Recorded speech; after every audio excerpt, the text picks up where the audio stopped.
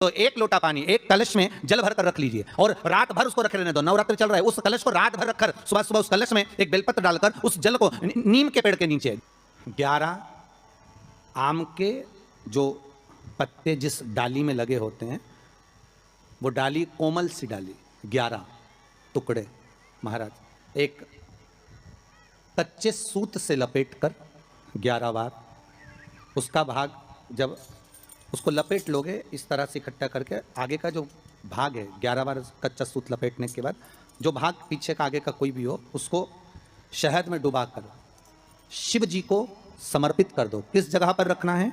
अशोक सुंदरी वाली जगह। अशोक सुंदरी की जगह जानते हो आप लोग, पहले भी आपको बताया है, आज फिर आपको वर्णन कर दें। जैसे ये गोल जलाधारी है, ये शिवलिंग रखा है, ये 2 जहां से पानी बह रहा है बाबा के चरणारविंद, राइट में श्री गणेश जी का स्थान, लेफ्ट में कार्तिकेय का स्थान, बीच में अशोक सुंदरी की जगह। शंकर भगवान की 6 लड़कियां हैं। भगवान शंकर के 13 बच्चे, 13 बच्चों में से 6 लड़कियां, उस 6 लड़कियों में से एक लड़की का स्थान, भगवान शंकर की एक बेटी का स्थान, अशोक सुंदरी का स्थान सामने पद्म पुराण में स्पष्ट किया। यह स्थान अशोक सुंदरी का। शंकर भगवान की जलाधारी में पार्वती जी का हस्त कमल, ऊपर से जो एक एक बूंद पानी गिरता है, यह शंकर भगवान की 5 लड़कियों का स्थान है। जया, विषहरा, शामरी बारी, दौतली और देव। शंकर भगवान की 5 लड़कियां भगवान शंकर के मस्तक पे जल की धार गिरा रही हैं। बीच में जो अशोक सुंदरी का स्थान है महाराज, उस जगह पर शहद का मुख, जो शहद आपने भिंगोया है, उस शहद का मुख शंकर जी की ओर कर कर इसी चैत्र के महीने में, इन्हीं नवरात्रि में शंकर भगवान के उस अशोक सुंदरी की जगह पर शहद का भाग शिव जी की ओर रख दें। महाराज अगर घर में संपदा की कमी हो या कोई पैसा खा गया हो, रुपया नहीं दे रहा हो, पैसा अटक गया हो, तो उस शहद को शिव जी की ओर मुख कर कर उस आम के पल्लव की जो डंडी है उसको 11 डंडी को वहां रख दीजिए और उससे अपनी कामना कर कर आ जाइए। हो सके उस शहद में से थोड़ा सा शहद किसी रुमाल पर, किसी कपड़े में लगाकर उसको रख लीजिए। जिस व्यक्ति से पैसे लेना है, जिस व्यक्ति से पैसे मांग रहे हो, उससे एक बार जाकर मिल लीजिए, एक बार उसको खबर कर दीजिए। बाबा चाहेगा भोलेनाथ तो नवरात्रि में ही पैसा वापिस आ जाएगा, अगर शिव कृपा कर दे। ये बाबा की करुणा। आम का पल्लव कोई साधारण नहीं जिसको कलश के ऊपर रखा जाता है, शिव की कृपा। जिस आम के पेड़ पर स्वयं कामदेव चढ़कर भगवान शंकर के तीसरे नेत्र द्वारा जलकर भस्म हो जाते हैं, वो आम का पेड़ साधारण नहीं हो सकता, सहज नहीं है। और वैसे भी शिव शिव है महाराज। आम का जो पत्ता होता है, आम का जो पल्लव होता है, उस आम के पत्ते पर हल्दी और सिंदूर, इन दोनों से स्वस्तिक का निर्माण किया जाए। देवी भागवत का संवाद है, बहुत ध्यान देना महाराज। जिन कन्याओं का विवाह ना हो, पंचमी के दिन, नवरात्रे की कोई सी भी पंचमी, मतलब जो पंचमी तिथि पड़ेगी, कोई भी नवरात्र हो, चाहे वो 4 नवरात्र में से, चाहे वो पौष का हो, अश्विन का हो, चैत्र का हो, आषाढ़ का हो, किसी भी नवरात्र में आप कर सकते हैं। एक पान के पत्ते पर, एक ही पत्ते पर जो 2 स्वस्तिक बनेंगे, एक हल्दी का बनेगा, एक सिंदूर का बनेगा। बस अंतर इतना है, जो हल्दी का स्वस्तिक है उस पर कंकु के चावल, अर्थात रौली के चावल, रौली कुंकू के चावल रखना है, और जो सिंदूर का है उस पर हल्दी के चावल रखना है। इतना रखकर जिस लड़का लड़की का विवाह नहीं होता, उसकी हथेली पर रखकर उसका नाम और गोत्र बोलकर महाराज उसको ले जाकर नीम के पेड़ के नीचे उसको रख दिया जाता है। मात्र 3.5 या 4 महीने ऐसे रहते हैं जिसके अंदर उस लड़का लड़की का विवाह पक्का हो जाता है। जिसका विवाह नहीं होता केवल उसी के लिए, जिसका मंगल विवाह ना हो रहा। आम के पल्लव में शिव का वर प्रदान है, आम के पल्लव में शंकर का आशीर्वाद, आम के पल्लव में शिव का आशीर्वाद। के दिन लोग देवी जी की स्थापना करते हैं, तो क्या स्थापना में क्या रखते हैं? कलश रखते हैं ना। तो कलश किस लिए रखा जाता है? कलश का क्रम क्या है? अपन ने अभी तक कथाओं में बहुत सुना, शिव महापुराण में, कि दिए का महत्व क्या है। अपन ने सुना दही का महत्व क्या है, जल का महत्व क्या है। पूरी शिव महापुराण में अपने अलग अलग महत्व को जाना है। पर यह नवरात्रे में जो शिव महापुराण की कथा शुरू हो रही है, नवरात्रे में जो शिव महापुराण की कथा को हम श्रवण करने के लिए बैठे हैं, इसमें हमारा एक संशय और मिटना चाहिए कि भारत की भूमि पर जब मां आद्य शक्ति की स्थापना होती है, मां जगतजननी को जब विराजमान किया जाता है, या चैत्र नवरात्रे में, शरदीय नवरात्रे में, आषाढ़ी नवरात्रे में, आदिकादिक पौष नवरात्रि में हम शंकर की, हम जगत जननी जगदम्बा की जब स्थापना करते हैं, या हम नूतन घर का प्रवेश करते हैं, या गणेश जी की स्थापना करते हैं, या कोई दुकान को प्रवेश करते हैं, या कोई शुभ कार्य करने के लिए अग्रण्य होते हैं, तो हम कलश की स्थापना क्यों करते? आखिर कलश में ऐसा क्या है? कलश के अंदर आखिर ऐसा क्या विराजमान है कि 33 कोटि देवता उस कलश के अंदर आकर बैठ जाते हैं महाराज?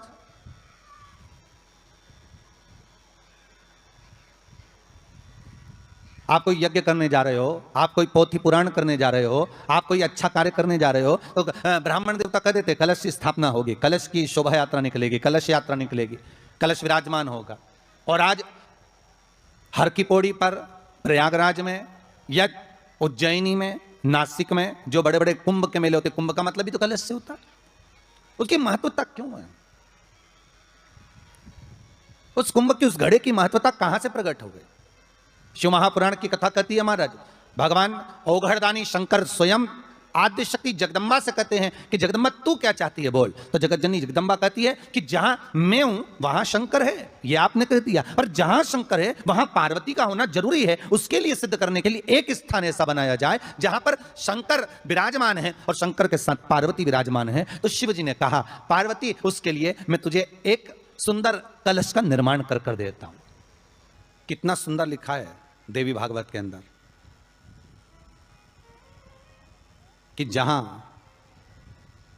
कलश की स्थापना होती है उस जगह पर किसी देवताओं को बुलाने की जरूरत नहीं होती। 33 कोटि देवता उस जगह पर स्वतः विराजमान हो जाते हैं। स्वयं 33 कोटि देवता स्वयं वहां विराजमान। और कितनी महत्वता कलश की महाराज। आप लोगों से भी निवेदन है, क्षेत्रीय प्रतिपदा है आज, जिनके घर में ज़्यादा रोग हो, बीमारी हो, ज़्यादा तकलीफें आ रही हों, कष्ट बढ़ रहा हो, बीमारियां बढ़ रही हों, या भय लग रहा हो, डर लग रहा हो, हृदय चित्त में कहीं ना कहीं आपको भय का भान हो रहा हो, तो एक लोटा पानी एक कलश में जल भर कर रख लीजिए और रात भर उसको रखे रहने दो। नवरात्र चल रहा है, उस कलश को रात भर रखकर सुबह सुबह उस कलश में एक बेलपत्र डालकर उस जल को नीम के पेड़ के नीचे, जहां चैत्री नवरात्रि में नीम के पेड़ के नीचे सारी विद्याएं, आद्य शक्तियां, सारी देवी उस नीम के पेड़ के नीचे विराजमान रहती हैं। उस कलश में एक बेलपत्र डालकर रात भर रखकर उस जल को पूरे घर में घुमाकर उस नीम के पेड़ के नीचे समर्पित कर दीजिए महाराज। घर में भय लगना बंद हो जाएगा, कोई बड़ी बीमारी आपको घेरेगी नहीं और उस बीमारी से, उस रोग से आप मुक्त रहेंगे। उस बीमारी से, उस रोग से आप मुक्त पाएंगे, वो बीमारी आपको घेर नहीं। कलश का इस संसार सागर से उबरने के लिए हम भगवान की कथा को अपने हृदय में, अपनी चित्तवृत्ति में, अपने मन में उतार लें।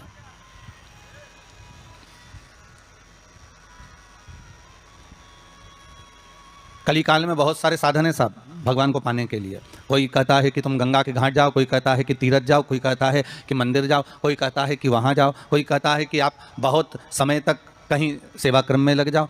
कली काल में बहुत सारे साधन बता दिए कि आप साधना भी कर सकते हो, आप तप भी कर सकते हो, आप घंटों तक नेत्र बंद कर भगवान को रिझा भी सकते हो। साधन बहुत बना दिए। पर शिव महापुराण कहते हैं, रामचरितमानस में तुलसीदास जी ने लिखा कि कलयुग केवल नाम आधारा। तुलसीदास जी लिखते हैं कि कलयुग में केवल एक नाम की आधारशिला रख लीजिए।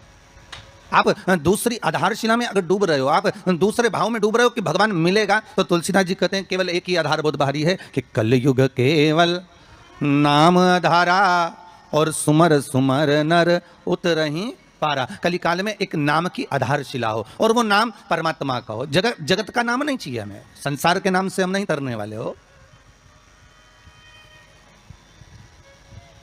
एक भगवान का नाम, एक राम नाम, एक कृष्ण नाम, एक शिव नाम, एक जगत जननी जगदम्बा का नाम, एक आद्य शक्ति का नाम अपने भीतर में हो।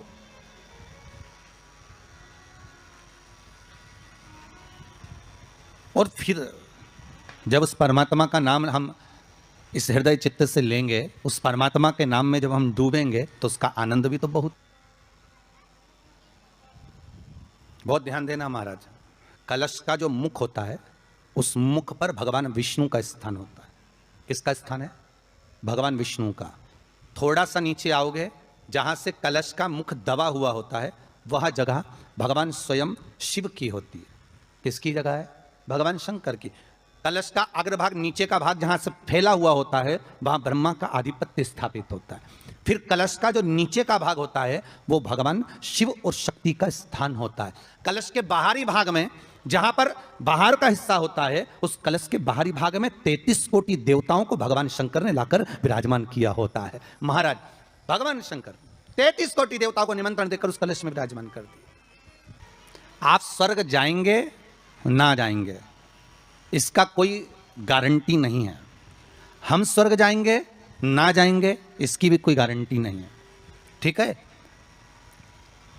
पर इतना विश्वास जरूर है कि आप अगर भगवान शंकर का अनुमोदन कर रहे हैं, आप शिव नाम की चर्चा कर रहे हैं, आप शंकर की कथा को श्रवण कर रहे हैं, आप शंकर की कथा में डूबे हुए हैं, आप आदिशक्ति के नवरात्रे में शंकर का अनुमोदन कर रहे हैं, आप शिव अर्चना कर रहे हैं, आप शंकर का नाम जाप कर रहे हैं, आप शंकर का स्मरण कर रहे हैं, तो यह पक्का है कि आप बैकुंठ जाएंगे ना जाएंगे इसकी कोई गारंटी नहीं है। पर यह पक्का है कि आप अगर भगवान के नाम में डूबे रहे तो बैकुंठ अधिपति नारायण तुम्हारे पास जरूर आ जाएगा, यह पक्का है महाराज। आप जाएंगे ना जाएंगे उसके कोई बात नहीं है, पर भगवान स्वतः, नारायण स्वतः अपने पास आ जाए इसका सुख है, इसका एक आनंद।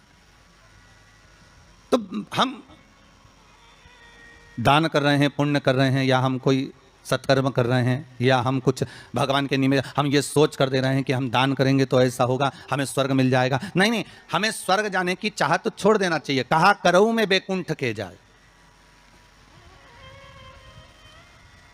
मैं बैकुंठ जाकर करूंगा क्या? बैकुंठ की चाह इस मन को नहीं होना चाहिए। मन को तो यह चाह होना चाहिए कि मैं भगवान का इतना भजन कर लूं कि बैकुंठ का नाथ, बैकुंठ अधिपति स्वयं नारायण, कैलाश पर रहने वाले मेरे शंकर, द्वारका में रहने वाला मेरा कृष्ण, गौलोक में निवास करने वाला मेरा परमात्मा स्वतः दौड़कर मेरे पास आ जाए।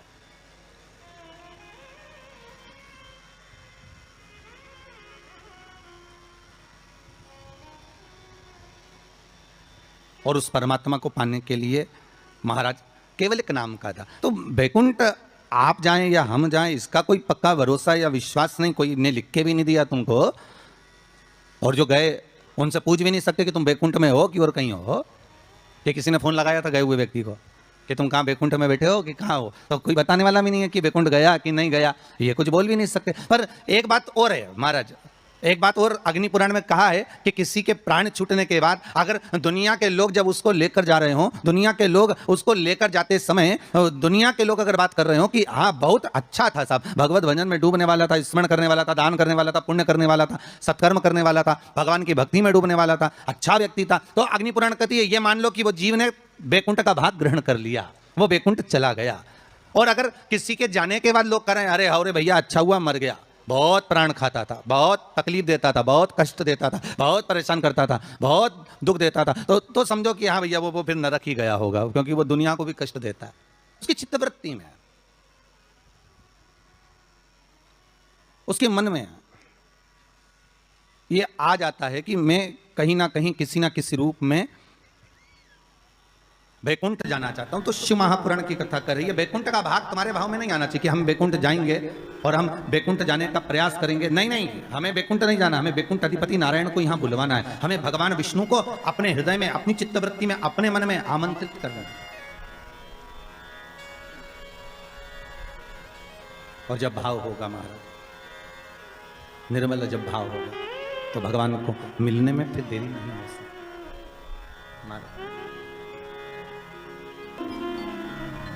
भगवान का चरित्र कह रहा है कि आपका हृदय जितना निर्मल होगा, आप निर्मल भाव से जितना भगवान की भक्ति को धारण करोगे, निर्मल भाव से आप जितना भगवान का भजन करोगे, निर्मल भाव से आप जितना भगवान को रिझाने का प्रयास करोगे, भगवान उतनी जल्दी प्राप्त हो जाए।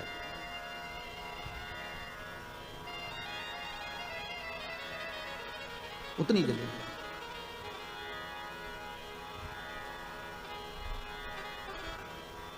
भाव कह रहा है महाराज कि ये जो भगवान ने जिब्या हमको दी है, ये केवल इस कली काल से उबरने का एक साधन दिया।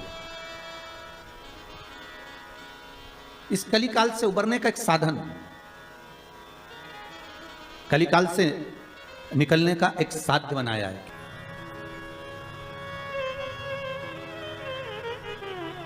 एक बार आद्य शक्ति माँ जगत जननी जगदम्बा दुर्गा भवानी भगवान शंकर के पास जाती हैं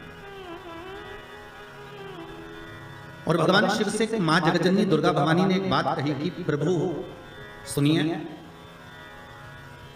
मैं जहां जहां पर हूं,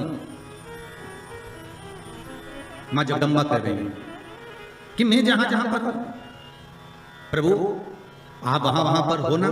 शंकर जी बोले बिल्कुल, जहां शक्ति है वहां शिव है, मैं वहां पर हूं। तो जगतजननी जगदम्बा के मुख से निकल गया प्रभु फिर जहां पर शिव है वहां पर भी शक्ति है, जहां शंकर है वहां स्वयं आद्य शक्ति जगदम्बा पार्वती, मैं वहीं पर हूं जहां आप। शंकर भगवान ने कहा सुन पार्वती, तू जहां पर है वहां पर शंकर है। मैं विश्वास रखकर इस वचन को निश्चित कर देता हूं कि जहां पार्वती है वहां शंकर है।